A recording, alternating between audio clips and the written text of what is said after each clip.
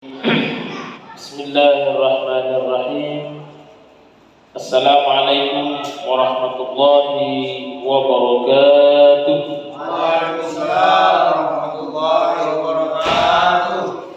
Alhamdulillah, assalatu wassalamu ala Rasulillah wa ala alihi wa sahbihi wa mawalah, wa ba'd.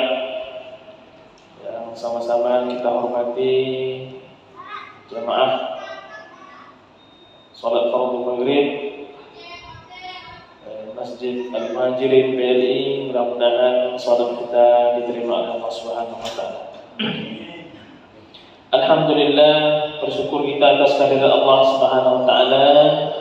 Pada maghrib kali ini Allah masih berikan kita kesempatan untuk sama-sama melaksanakan satu di antara banyak kewajiban kita yang lain, yaitu kewajiban sebagai seorang muslim, yakni menjalankan ibadah salat fardu maghrib. Alhamdulillah dapat kita laksanakan secara berjamaah. Kita tidak tahu amalan mana yang memasukkan kita ke dalam surga.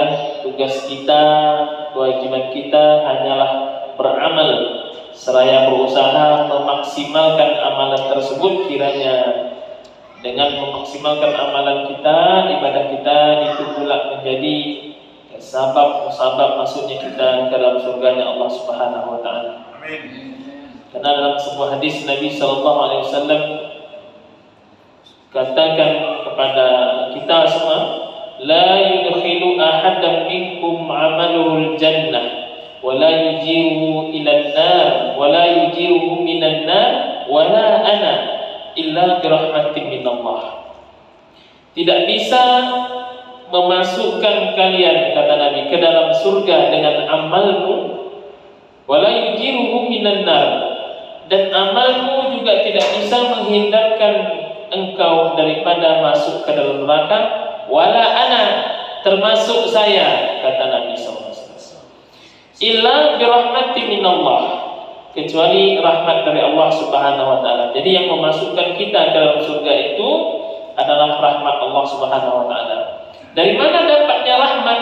Dari beramal, beribadah kepada Allah Subhanahu wa taala. Kemudian Allah senang dengan amalan kita, lalu Allah beri rahmat. Kalaulah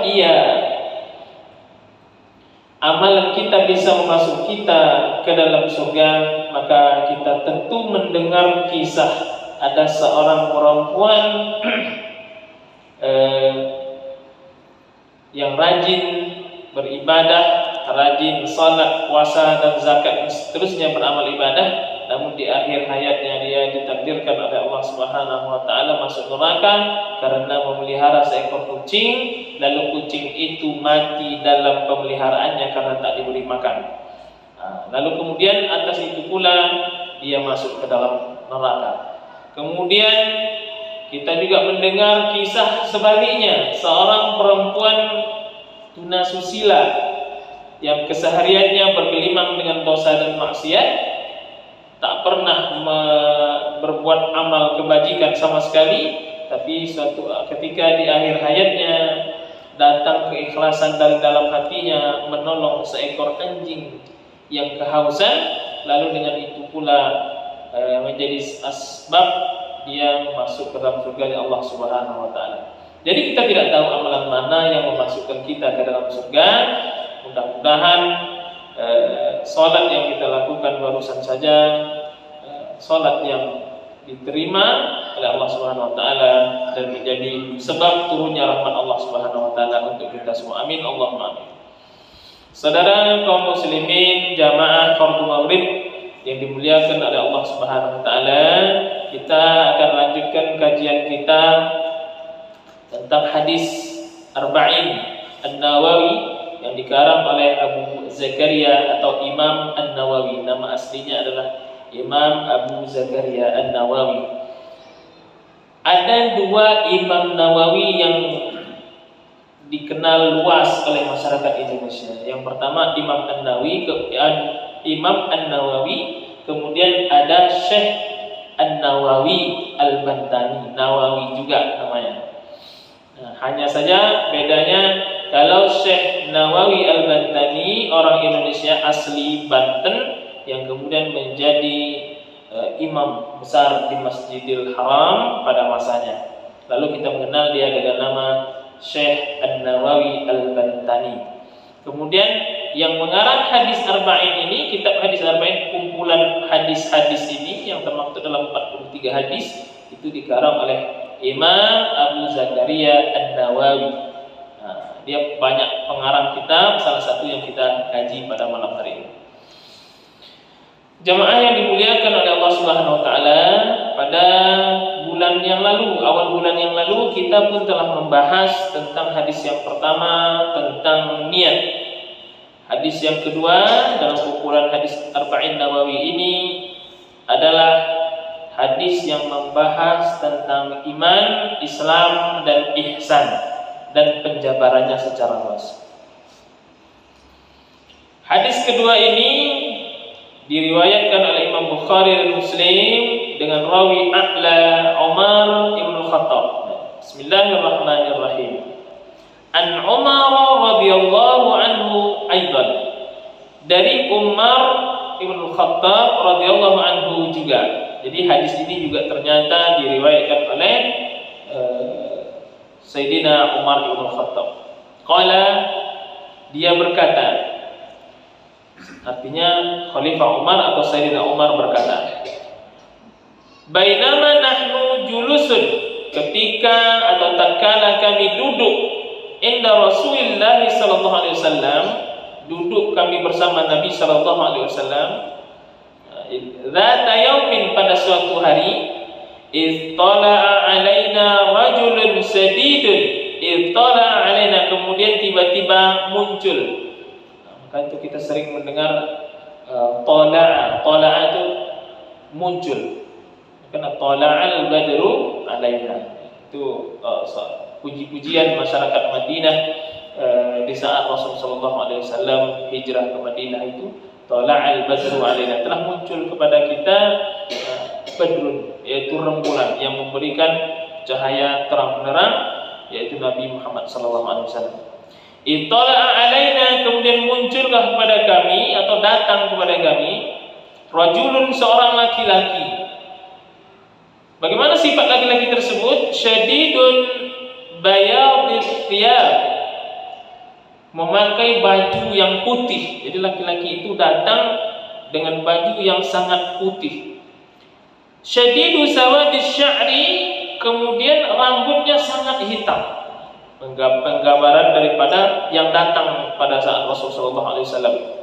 Jadi Nabi SAW itu, atau kita mengenal dengan istilah hari ini liqa', bahasa liqa' untuk anak-anak di kampus itu adalah berkumpul.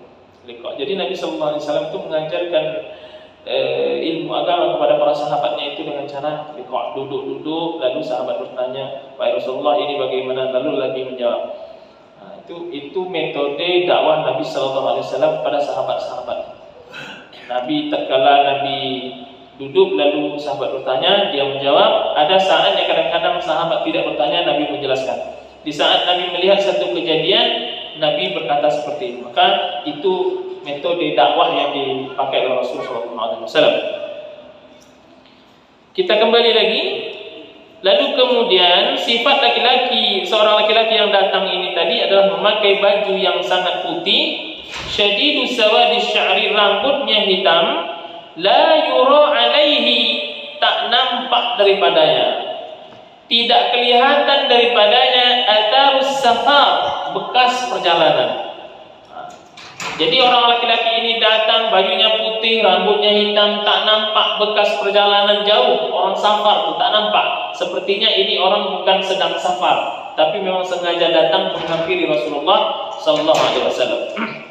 Apa ciri-ciri orang safar? Mungkin kita, kalau kita baca hadis ini secara tekstual, kita akan tahu maksudnya orang yang kalau dalam safar maka akan nampak wajahnya penat, kusut, capek atau badannya, bajunya lusuh, ini dalam safar.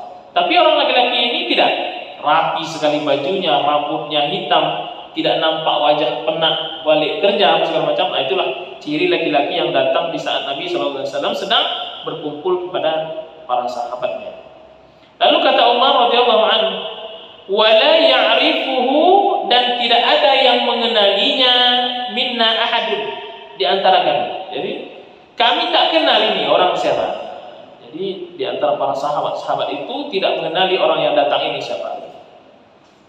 Hatta kemudian orang laki-laki ini jalasa ila Nabi sallallahu alaihi wasallam, dia duduk dekat dengan Nabi sallallahu alaihi wasallam, menghampiri Nabi sallallahu alaihi wasallam.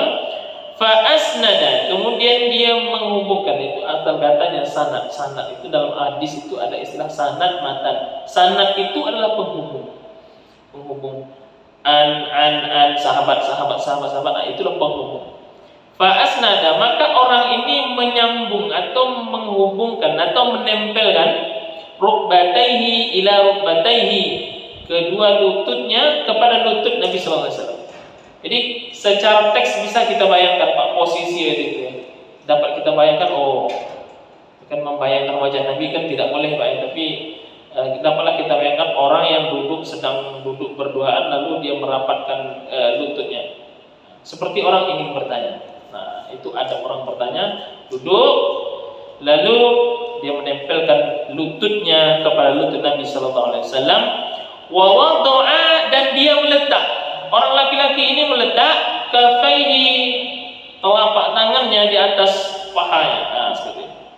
Jadi dia duduk begitu, dapat kita bayangkan telapaknya di atas pahanya. Wa qala, dan orang laki-laki ini pun kemudian berkata, ya Muhammad, wahai Muhammad. Nah, berarti ini orang asing. Ya Muhammad. Kalau orang kenal dia akan berkata, ya Rasulullah. Ya Muhammad, wahai Muhammad. Akhbirni, kabarkan kepadaku anil Islam, tentang Islam. Dia minta dikabarkan kepadanya tentang Islam. Faqala Rasulullah sallallahu alaihi wasallam, maka Nabi sallallahu alaihi wasallam menjawab, al-Islam, Islam itu yang pertama antashhada, ya, antashhada an la ilaha illallah, bahwasanya engkau bersaksi tiada Tuhan selain Allah, wa anna Muhammadan, dan sesungguhnya Muhammad itu adalah Rasulullah, Rasulnya Allah Subhanahu wa taala. Ini kalau dalam istilah ilmu bahasa Arab, an la ilaha, an la ini fungsinya adalah tansibul isma wa tarfa'ul khabar. Maka kemudian hari ini kita masih melihat kesalahan-kesalahan orang dalam azan, asyhadu anna Muhammadur Rasulullah, masih banyak Pak.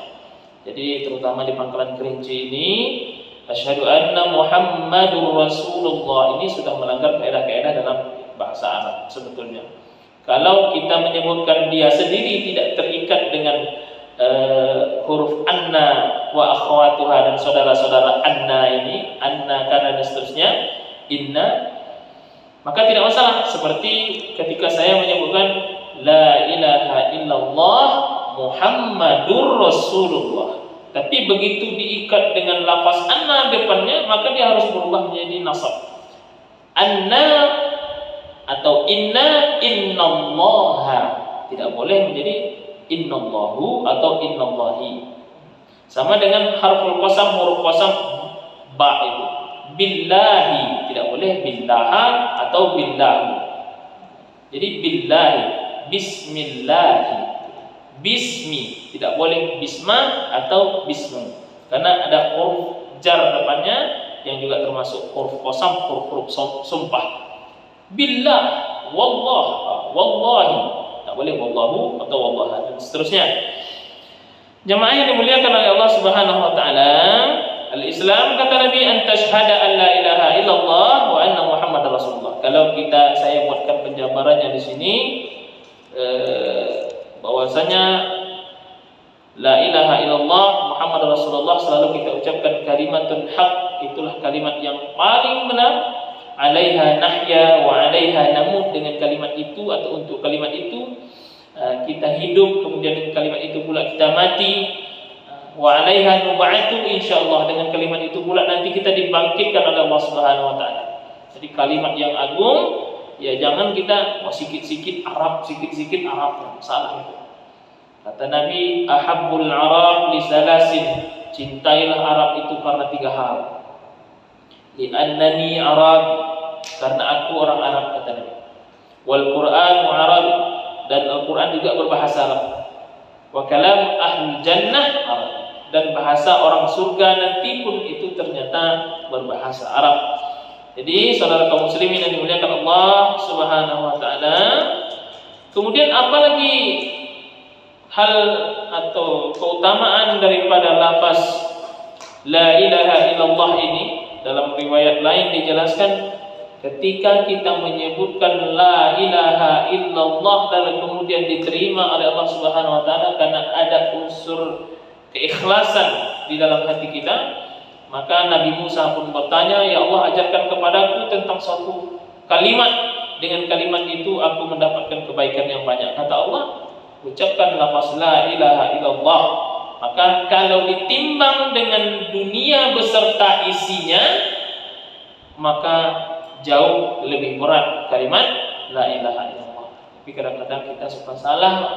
Artinya menyebutkan la ilaha illallah itu tidak dari hati, tapi karena geram, karena marah, karena kesal gitu dengan anak yang bandel la ilaha illallah gitu. Padahal kalau kita tahu makna la ilaha illallah itu yang sesungguhnya, maka akan ada pahala yang luar biasa besarnya. Dan yang kalimat kita agungkan itu la ilaha illallah, kalimatun haq 'alaiha nahya, dengan itu kita hidup, wa 'alaiha namut, dengan itu pula kita mati, wa 'alaiha nub'atu insyaallah, dengan kalimat itu pula kita dibangkitkan oleh Allah Subhanahu wa taala. Kemudian keutamaan yang lain adalah yang kita selalu berusaha agar kiranya nanti akhir hayat kita, karena Nabi sallallahu alaihi wasallam sebutkan, man akhir kalam la ilaha illallah dakhala jannah. Siapa yang akhir kalamnya, artinya di saat detik-detik terakhirnya hidup, lalu kalimat itu yang keluar dari mulutnya la ilaha illallah dakhala jannah, maka dia pasti masuk surga. Maka dari itu saya mengajak kita semua, kiranya kalau kita mendapati orang tua atau saudara atau anak, istri, siapapun itu yang di detik-detik sakaratul maut, sakarat itu sukara, wala taqrabus shalah wa antum sukara, jangan kamu dekati salat wa antum sukara, sementara engkau sedang mabuk. Maka sakarat itu juga dari bahasa yang sama, artinya orang sakaratul maut itu dia sedang mabuk. Namun mabuk yang menyakitkan, itulah sakaratul maut. Di saat detik-detik sakaratul maut itu, bimbinglah, laqinu mautakum, talkinkan orang yang meninggal di antaramu itu. Bagaimana cara mentalkinkan? Bimbing di telinga, la ilaha illallah. Maka ada adab ketika kita menjenguk orang yang akan sakaratul maut, kita sudah nampak itu. Jadi ada adabnya, bimbing dia ketika ombak, kata orang Melayu, ombak nafas sudah kembang gembus itu ombak, kata orang Melayu. Maka bimbing itu, talkinkan dia la ilaha illallah. Kalau dia sudah berhasil, maka kita berhenti. Nah, dah diikutnya nih la ilaha illallah. Jangan ada yang bicara lagi. Ya, kadang-kadang kita adab yang kurang, ilmu banyak, adab yang kurang. Nah, macam iblis ilmu banyak, adab yang tak ada.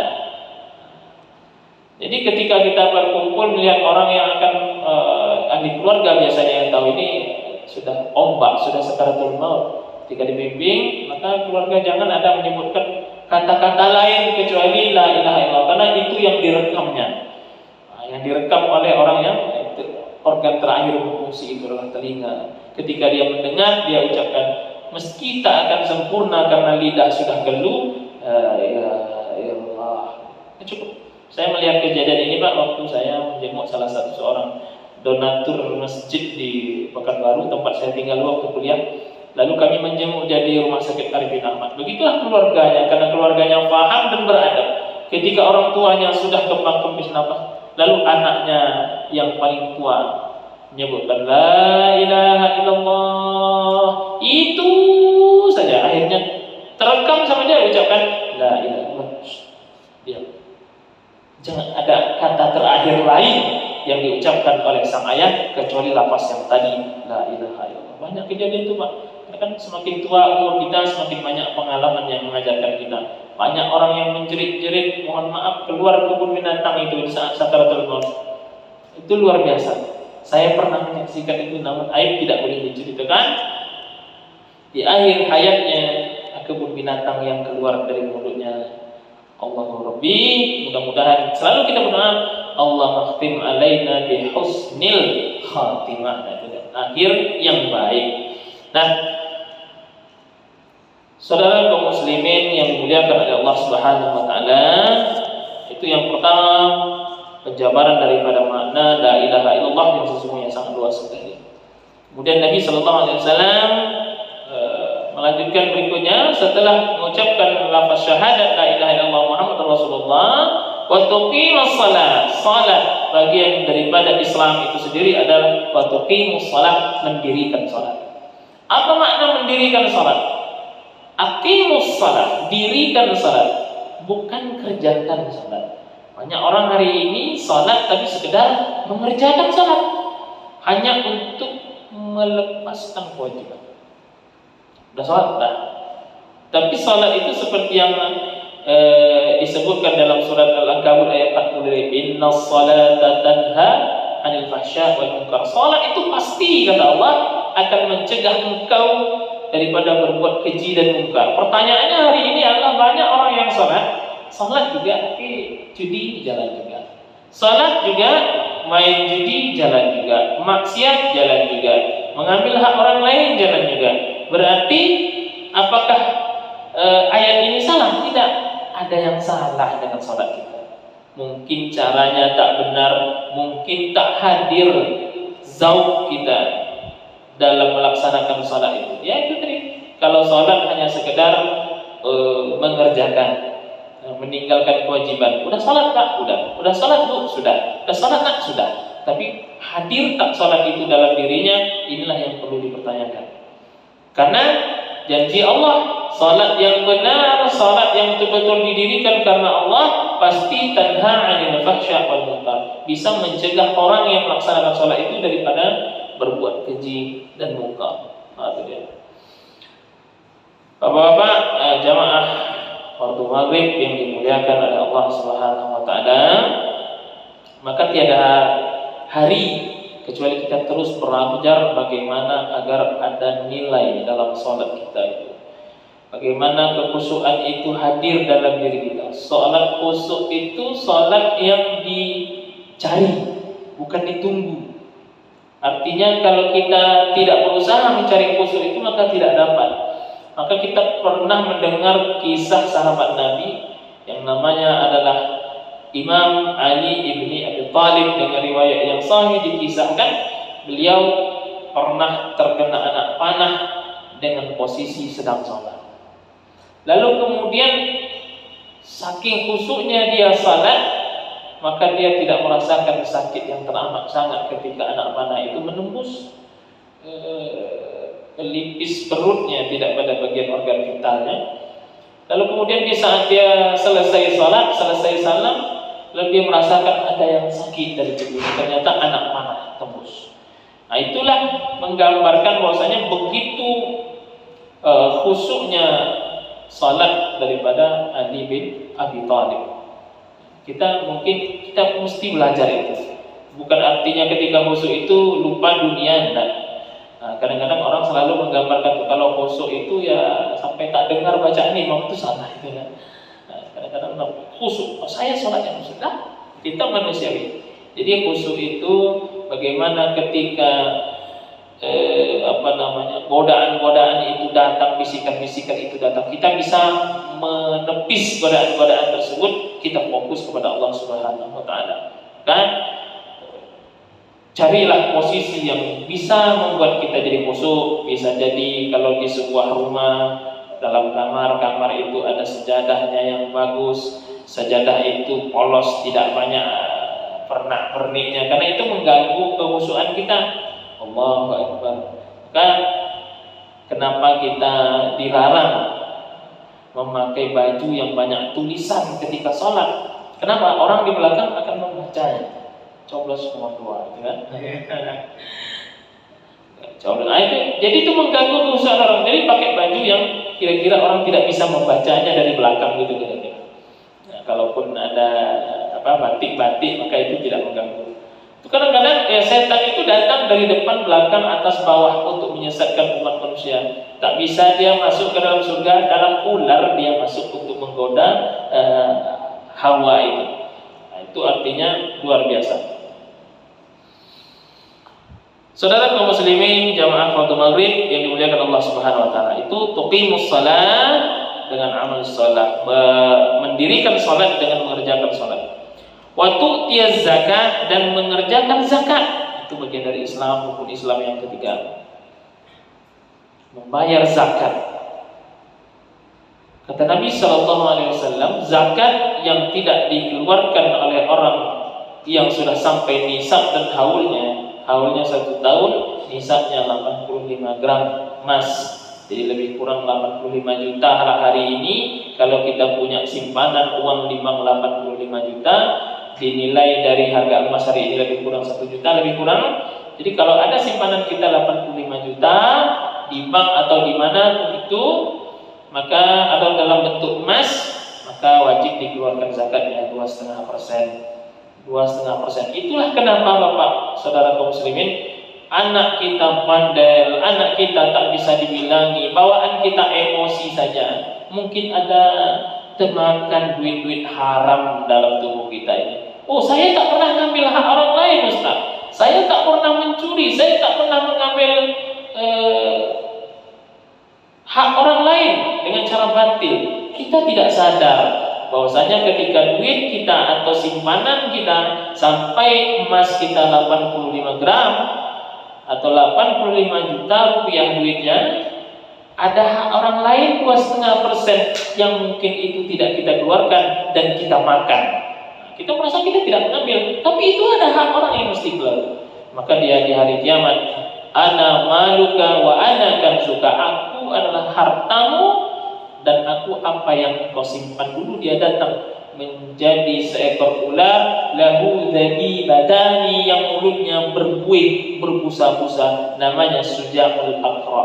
Ular Suja'ul Aqra yang menggigit, mencabik-cabik kita karena kita tidak mau mengeluarkan zakat kita. Daripada itu dikeluarkan. Nah, kita sekitar 1 juta lebih lah itu. Bapak-bapak yang dimuliakan oleh Allah Subhanahu wa taala, kemudian wa tasumu Ramadan, ini biasa kita pahami, berpuasa di bulan Ramadan, maqama Ramadana imanan wa ihtisaban, ghufira lahu ma taqaddama min dzambi. Kemudian berikutnya wa tahujjal bait, dan mengunjungi Baitullah atau berhaji ke Baitullah. In istata'ta ilaihi sabila, syarat dan ketentuannya adalah mampu. Artinya kalau kita mau naik haji tapi terjual kebun, maka haji kita belum wajib. Artinya mau naik haji ini, emas yang ada terjual, rumah yang ada terjual, kebun yang ada terjual, maka kita belum masuk dalam kategori wajib karena belum mampu. Nah, ini sudah dijelaskan oleh banyak para ulama bahwasanya kalau kita berhaji tapi menjual sana, menjual sini, maka kita belum masuk dalam kategori orang yang mampu itu. Artinya, apa arti mampu? Misal, Ustaz Anwar ini simpanan hartanya tak banyak di mana-mana, tak terpakai lagi. Bingung dia mau ngapain lagi nih. Artinya kalau dibawa haji pun baru sekian 0,% dari hartanya. Artinya dia betul-betul mampu. Nah, banyak orang-orang yang mampu itu. Mampu dalam arti materi. Maka baru kewajiban haji itu ada pada dalam dunia. Tapi banyak orang yang memaksakan tak punya apa-apa, tapi itu tidak salah. Sekali lagi tidak salah. Hanya saja dia belum masuk kategori pada orang yang mampu untuk haji kalau sampai ke jual-jual. Boleh kita lihat link YouTube kajian daripada Buya Yahya, maka dia melarang orang naik haji kalau sampai menjual harta benda. Kaum muslimin jamaah fardhu maghrib yang dimuliakan oleh Allah Subhanahu wa taala, qala, orang itu berkata, "Shadaqta, engkau benar wahai Muhammad." Fa'ajibna lahu, kata Umar bin Khattab, fa'ajibna lahu, kami agak heran pada orang laki-laki tadi. Ketika Nabi ditanya ini anil Islam, akhbirni anil Islam, Nabi menjawab ini. Lalu dibilang sadaqta, engkau benar wahai Muhammad. Fa'ajibna lahu, kata Umar, kami heran dengan orang ini. Di mana letak keheranannya? Yas'aluhu wa yusaddiquhu. Dia yang bertanya, tapi dia juga yang membenarkan. Siapa gerangan orang ini? Dia bertanya, dia pula betul. Jadi Umar bin Khattab heran nih orang. Qala, orang itu lanjut bertanya, fa akhbirni anil iman, wahai Muhammad, ceritakan kepadaku, kabarkan kepadaku anil iman, tentang iman. Apa iman itu? Qala, Nabi SAW menjawab, iman itu adalah antu'mina. Sekali lagi, antu'mina, bukan antu'minu, karena ada huruf an di depannya. Antu'mina, engkau beriman billahi, kepada Allah, wa malaikatihi, kepada malaikat, wa kutubihi, beriman kepada kitab-kitabnya, wa rusulihi, beriman kepada rasul-rasulnya, wal yaumil akhir, beriman kepada hari akhir, wa tu'mina, dan engkau beriman bil qadari khairihi wa syarrihi, pada takdirnya, baik takdir baik ataupun takdir yang buruk. Nah, itulah definisi iman seperti yang dijelaskan oleh Rasulullah SAW kepada orang ini tadi. Dan diantaranya wal malaikati wa kutubihi, beriman kepada kitab-kitab. Hari ini inna nahnu nazzalna dzikra wa inna lahu lahafizun.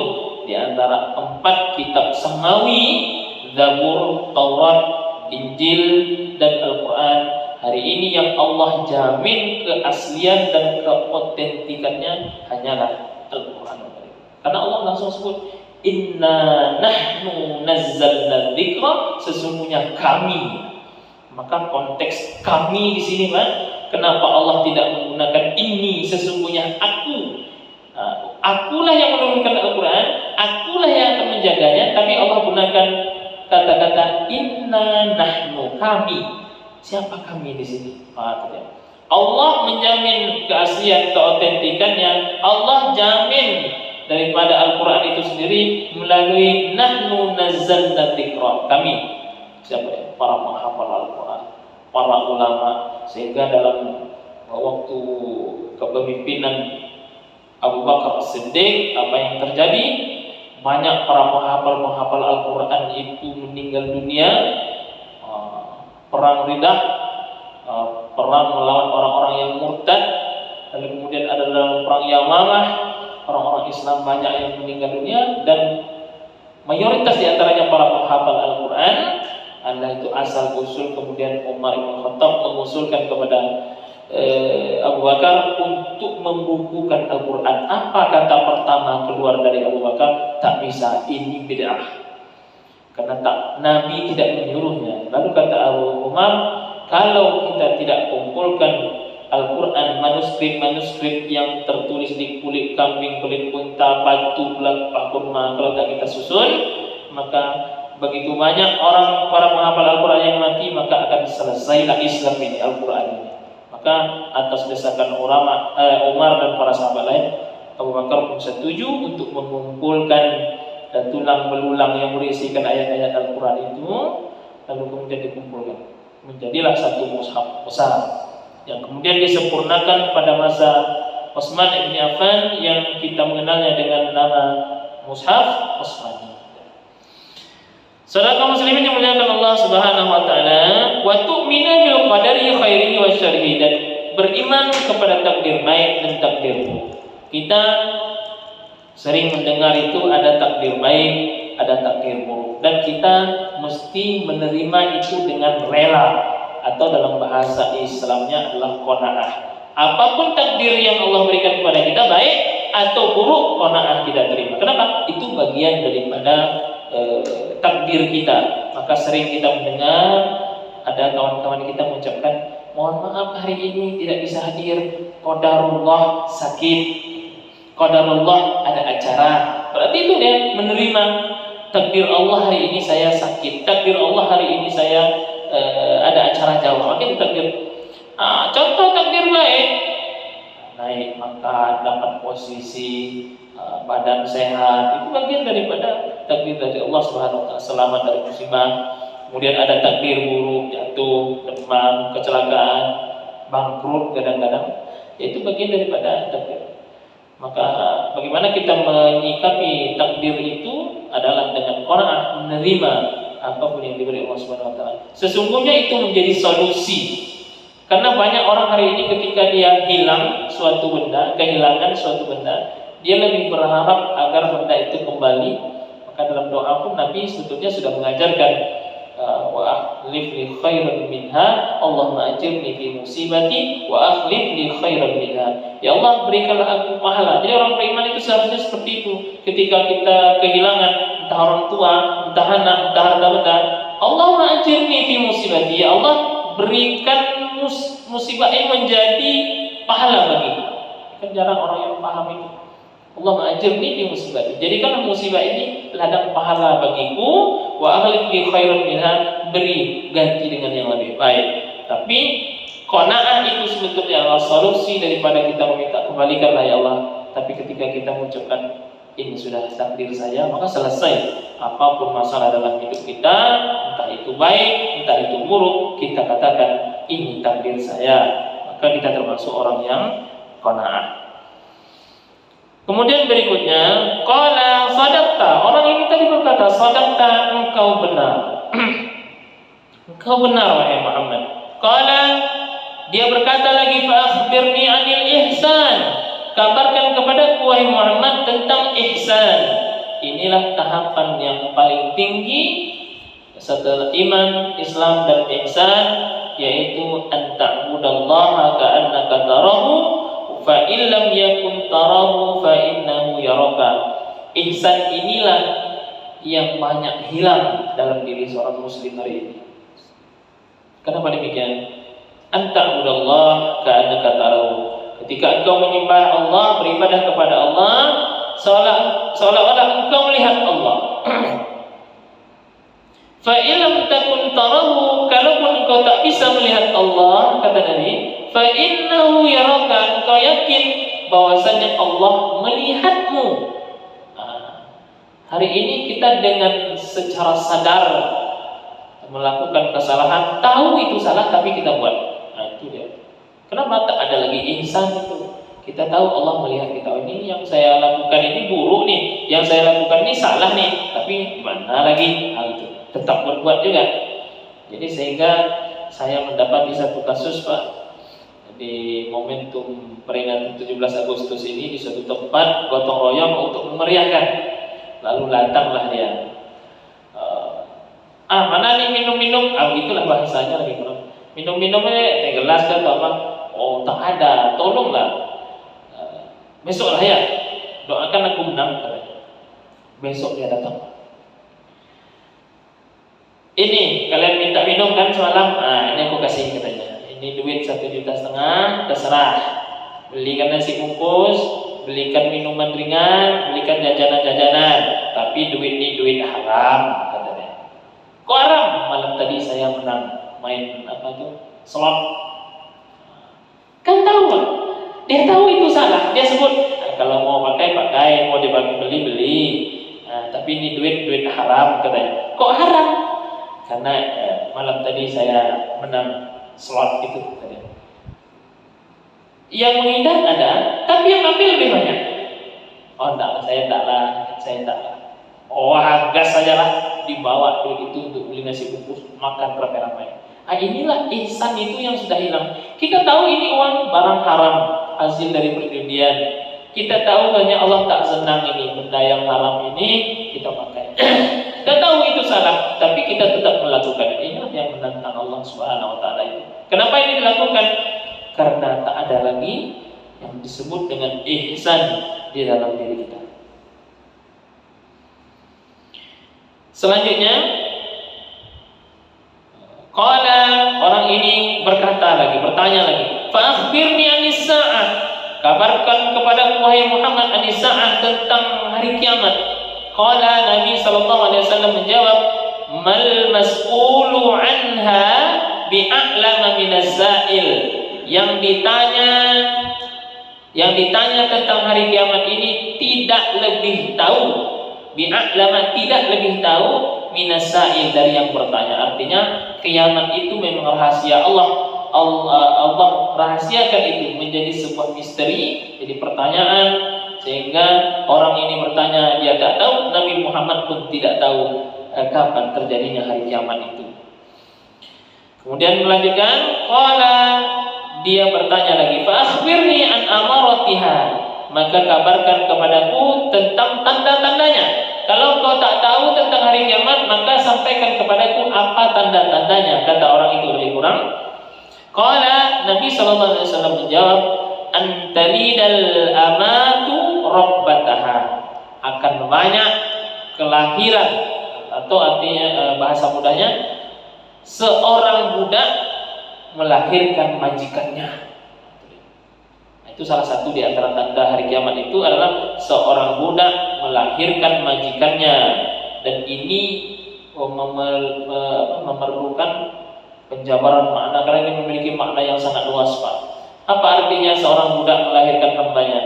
Akan datang suatu masa di mana orang sewenang-wenang terhadap orang miskin, lalu kemudian dijadikan budak, lalu dia berhubungan dengan budak ini tadi, maka lahirlah seorang anak di mana anak ini adalah majikan daripada ibunya sendiri.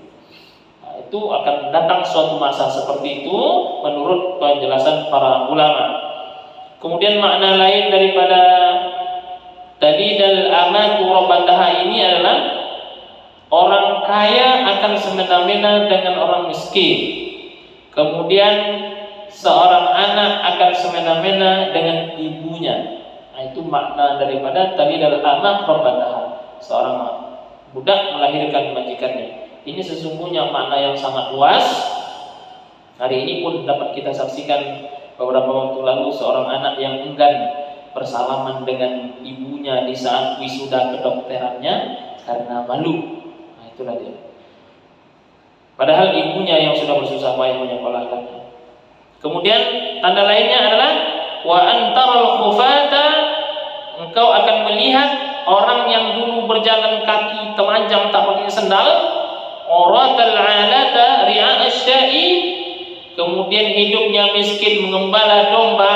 Hari ini di kemudian hari kata Nabi, yatatawaluna fil bunyan, suatu saat kemudian mereka akan berlomba-lomba membangun gedung pencakar langit yang tinggi. Itulah hari ini kita lihat di Dubai, Pak. Dubai, Uni Emirat Arab, seperti yang disabdakan oleh Nabi dalam hadis ini. Kenapa? Mereka dulu tak pakai sendal, baju compang-camping, miskin mengembala domba. Namun hari ini Eropa pun teralihkan pandangannya oleh satu kota yang canggih dan megah, namanya Dubai hari ini. Itu seperti yang disabdakan oleh Rasulullah SAW. Tsumman taraka, kemudian orang ini meninggalkan kami. Tsumma qala, kemudian Nabi berkata kepadaku, ya Umar, wahai Umar, atadri man sa'il, tahukah engkau siapa yang bertanya? Qultu, Umar menjawab, Allah wa rasuluhu a'lam, Allah dan Rasulnya yang paham akan itu. Qala, maka Nabi berkata, fa innahu Jibril, orang yang datang itu tadi adalah Jibril. Atakum, dia datang kepada kalian, yu'allimukum dinakum, untuk mengajarkan perihal agamamu. Inallahu musta'an wa ilaihi tiklan. Assalamualaikum warahmatullahi wabarakatuh. Waalaikumsalam.